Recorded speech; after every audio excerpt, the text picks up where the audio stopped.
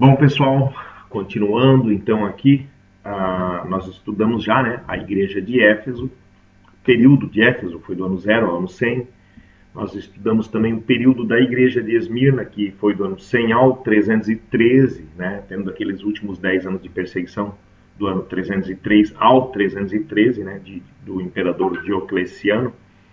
Então a gente já estudou os dois períodos, lógico que se indicavam, eles também se destinavam, né, a cidades ali da região, né, da Ásia Menor, ali onde tinha essas igrejas, essas cidades, né, que eram igrejas fundadas pelos apóstolos.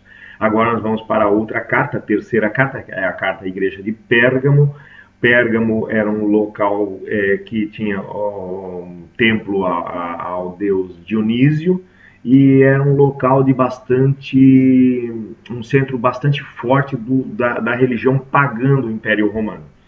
Então a igreja ali era muito forte, o paganismo era muito forte naquela região, e o cristianismo, existia a igreja cristã lá também, mas lá era o centro pagão do império, naquela parte ali, o centro pagão, digamos, não do império, porque o centro pagão do império é Roma, né, era Roma, mas ali a parte da Ásia Menor seria uma das partes mais fortes em adoração a alguns deuses romanos, né? Então, esse período que a gente vai analisar agora começa no ano 313 e vai até o ano 538. Nós vamos ver por quê e a gente vai estudar a fundo esse período aqui. Então nós vamos primeiro ler o texto aqui na Bíblia, né? Você está vendo aí, já está aberto, eu já deixei aberto aí na página para a gente poder acompanhar. E fala assim, ó, no Apocalipse 2, né? Apocalipse 2, verso, né? Deixe-me ver aqui, verso 12 em diante, fala assim, ó. Ao anjo da igreja em Pérgamo escreve, estas coisas diz aquele que tem a espada afiada de dois gumes.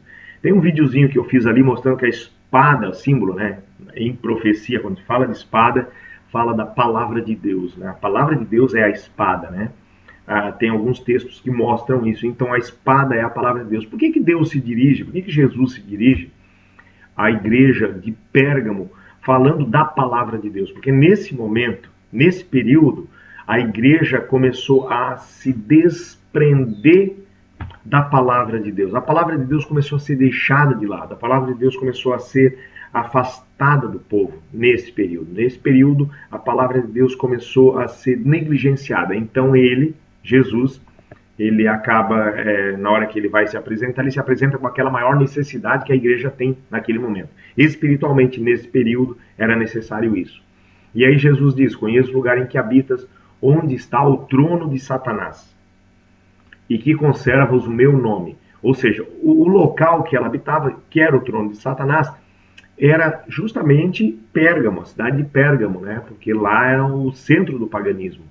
E que a igreja cristã, nesse período, eu até vou, né, a igreja de Pérgamo, foi o período onde o cristianismo ele passou a ser, né, antes, a gente sabe que na igreja de antes houve o dito de tolerância de Milão, onde os cristãos passaram a ser tolerados. Nesse período da igreja de Pérgamo, ao invés de só uma tolerância, começou a ter um casamento da igreja com o Império Romano. Só que o Império Romano a gente sabe que é pagão. Então, o Império Romano pagão, ele acabou, de certa forma, esse paganismo, que era cultural do Império Romano, acabou influenciando a igreja, que tinha sido recém-tolerada, e a igreja passou a ser administrada pelo poderio do Império Romano.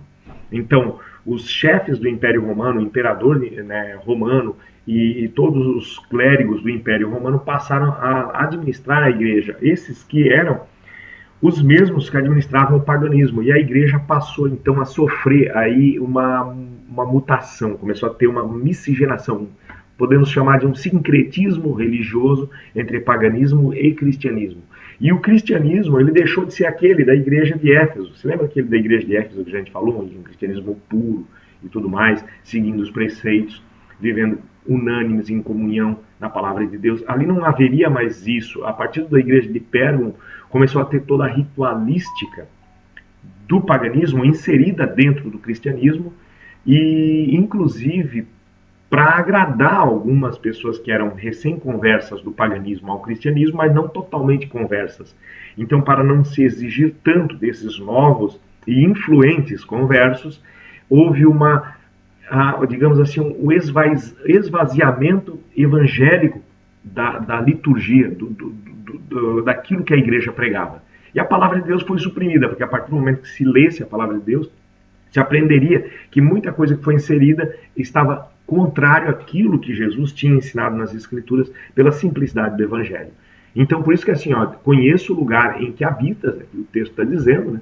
Conheço o lugar em que habitas, onde está o trono de Satanás. Infelizmente aconteceu isso. E que conservas o meu nome e não negaste a minha fé.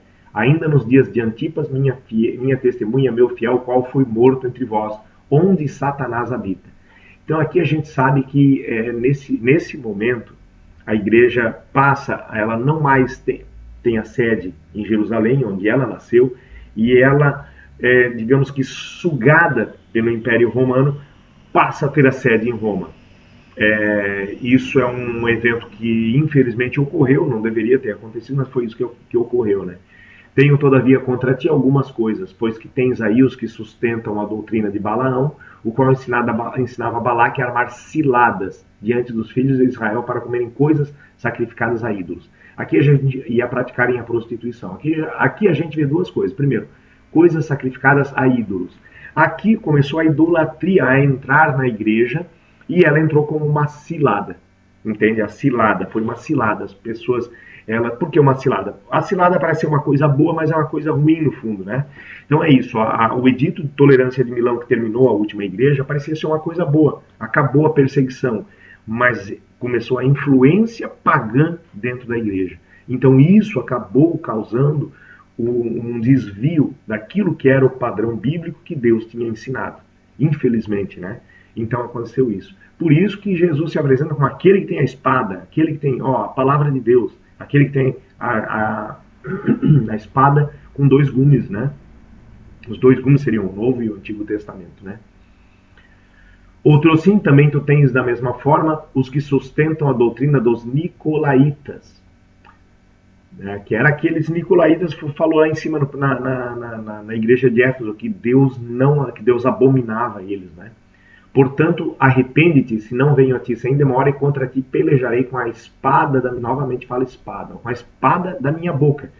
A espada não é a palavra de Deus? Então, Jesus, quando falava, ele falava a palavra de Deus, ele tem a divindade com ele. Então é por isso que a espada da minha boca, ou seja, a palavra de Deus que sai da minha boca. Então aqui mais uma vez confirmando que a espada é a palavra de Deus. Quem tem ouvidos, ouça o que o Espírito diz às igrejas. Ao vencedor dar-lhe-ei do maná escondido, bem como lhe darei uma pedrinha branca, e sobre esta pedrinha escrito um nome novo, o qual ninguém conhece, exceto aquele que o recebe. Então aqui a gente vê que a igreja de Pérgamo, ela se estendeu desde o ano 313, quando houve o edito de tolerância de Milão, parou de haver a perseguição, mas nesse momento o Império Romano começa então a entrar, a administrar a igreja, e esse período vai até o ano 538. O que acontece no ano 538? Aí é outra história, porque daí é o início da igreja de Tiatira, que é a próxima, que está aqui, aqui no verso, aqui embaixo, aqui, né? Igreja de Tiatira. Então, o ano 538 inicia essa igreja de Tiatira. Então, no ano 313 ao 538, mais de 200 anos, foi a igreja de Pérgamo.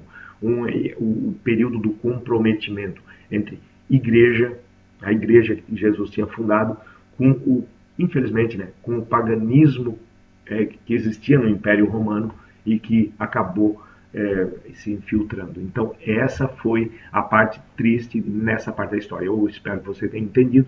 Eu peço que Deus abençoe a sua vida, a nossa, a todos, né, e que possamos sempre continuar estudando a palavra de Deus, amando a Deus e buscando ser seguidor dele.